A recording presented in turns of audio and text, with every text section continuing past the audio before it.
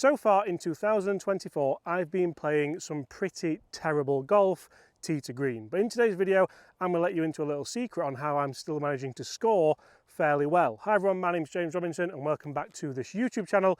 Today we're going to talk about the dirty side of the game, the dark arts of the game, as it were, short game. Because I've actually resurrected my short game to a point where I feel really comfortable, and I'm going to show you a couple of ways how I do that. We're going to show you a couple of secret weapons that I've put both in the bag and into my practice, into what most people hate in the game, the bunkers. So we'll kick things off around the greens here, and you'll see this is a pretty simple shot, but these are the shots that we get so often when we start playing badly, because generally your bad shot isn't going to be horrendous. It's not going to be in the trees every time. You're going to miss a couple of greens just like we are here. We're probably 10-15 yards off the green with not a lot to worry about unless you have a bad short game. But I've worked on it, so what I'm starting to do here is I'm starting to use quite a lot of loft. You'll see that I've got my new Vokey Wedgeworks lob wedge in there. That's a 60 degree with K grind, so I've got lots of bounce on here, I've got lots of grind on there, lots of surface area and camber on the bottom of the club.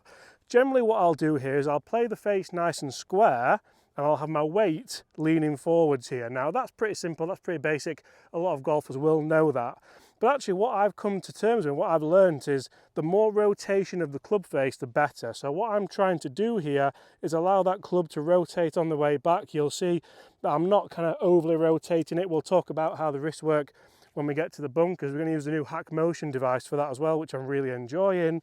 But generally, you can see that I can just pop that in there. I can be quite attacking with these, and I can get it to a nice distance every time. And I'm starting to get quite a lot of spin on them as well. That's what I anticipated the first one to do, just get lots and lots of spin just by keeping a nice wide arc, allowing the club to work around my body. And the key here is don't talk while you're doing it, because it might mess your timing up a little bit. But wide arc, allow that club to rotate around your body, feel like the toe is starting to overtake the heel a little bit, and then I saw off the finish just a touch. The weight's forward, my toe's out a little bit because I want that hip just set out a touch, and all I'm going to do is move my upper body to get those strikes that I want. So you can see I'm playing a variance of shots there. The ball's generally popping up in the air and releasing down to the hole.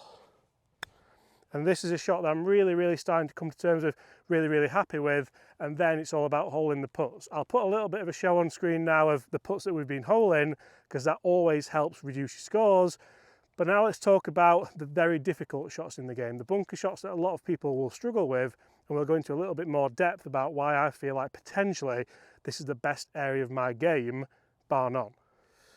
So the little secret weapon that I've been using in my practice as well is of course the Hack Motion device. You may have seen this on Get Good at Golf, our sister channel, where we help you do just that every single day by giving you little instructional videos. And I found this is really helping me, because if we set this up, it's really important to know what you're doing dynamically with that golf club, both dynamic loft and both with club face alignment as well. This just helps you do that a little bit. You'll see this is the latest version, so you'll see that it's a little bit kind of lighter weight and it's a lot easier to put on and set up as well. So we'll set this up, I'll play a couple of bunker shots for you and show you exactly, again, why I feel like this is the strong point of my game.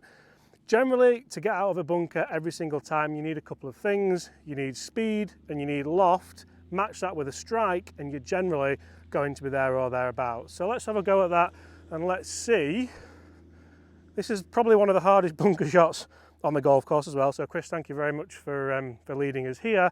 But generally what I'm going to do here, I'm going to set the club face a little bit open. I'm still using that 60 degree with the K grind. The K grind for me just helps glide through the sand a little bit. Unless you're playing a links style golf course where the sand's really compact, I think the K grind would help so many golfers. But essentially what I'm going to try and do here is lower my feet in a little bit, because this gives me the grounding. It also lowers the arc as well. A lot of people think, oh, you're digging your feet in just so you don't fall over, but it's actually going to lower the arc of the club underneath the ball as well. So from here, I'm going to set my club face up to the target, and as I bring that club away, you'll see that my wrist is actually extending a little bit there, so that I'm actually cupping the wrist quite a lot. That's adding more dynamic loft onto this club face, and from here when I release the club down, you'll see that I've still maintained that wrist angle just a little bit. It's not quite as flexed as it was at the top here, but I've still got plenty of dynamic loft, and then as I come through, the loft's actually pointing at my face, so it's actually pointing directly at me with the grooves, and again, the wrist has never started to bow a little bit there. As soon as you bow that wrist and you work through the ball, you're going to take loft off, but you're also going to introduce that leading edge to the sand, and that's the last thing we want to do. So let's get settled again, and let's play a few, because for me, I can't believe how many times I hit a ball into a bunker and your playing partners go, ooh, that's going to be very difficult.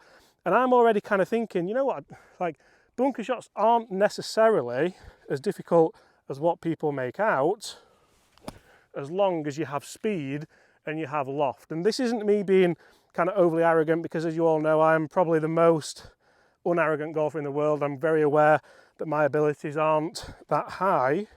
But out of bunkers, I feel like the more simple you can make it by adding lots of dynamic loft, using the right wedge, and obviously collating that in your practice can help you massively and really help you start to get the ball out there moving towards the hole. You'll see what we're trying to do here more than anything is get the ball flag high. If we hit the right distances, then we're certainly going to have more chance at saving par. And even if you catch the ball a little bit heavy like that, it's going to release and run out nicely for you. So guys, that's something which I've been working on quite a lot, and the Hack Motion has helped me massively with it as well. If you feel like it could help you, then I'll put a link in the description below.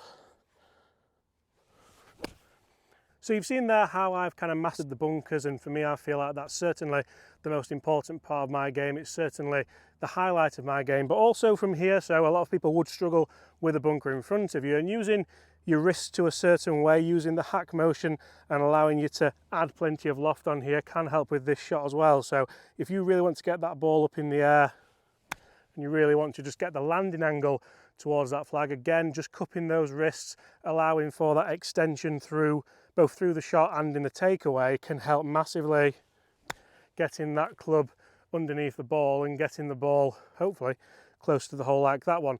If you were going to think about knocking this one down, maybe knocking it into the bank with a little bit of spin, you could do that with this club as well. You move the ball back in the stance a little bit, you'll get the weight on that left foot a little bit, and I just really would try and keep the wrist nice and passive as we did in the first shot that I showed you on this video. So I wouldn't necessarily feel like I'm trying to cup it too much here. If you cup this with the ball back in the stance, it's not generally going to end well, because you'll end up probably driving the hosel at the ball like Bobby would do. Oh, he's shelling him. He's shelling him. And that's not necessarily what we want to do. So thinking about ball position is vital. And again, feeling as though we just allow that face to rotate back and through there. You see that one comes out a little bit lower, checks a little bit, then releases out. And for me, that's probably a percentage shot for most golfers. And you can start to generate a nice little bit of spin on there as well. Guys, if you've enjoyed that, smash that subscribe button below. If you feel like Hack Motion could help you improve your golf, then make sure you do check out the link in the description. If you want to start playing real high-end shots like that one, make sure you stay tuned. And go and follow me and Chris over on Get Good at Golf. See you there.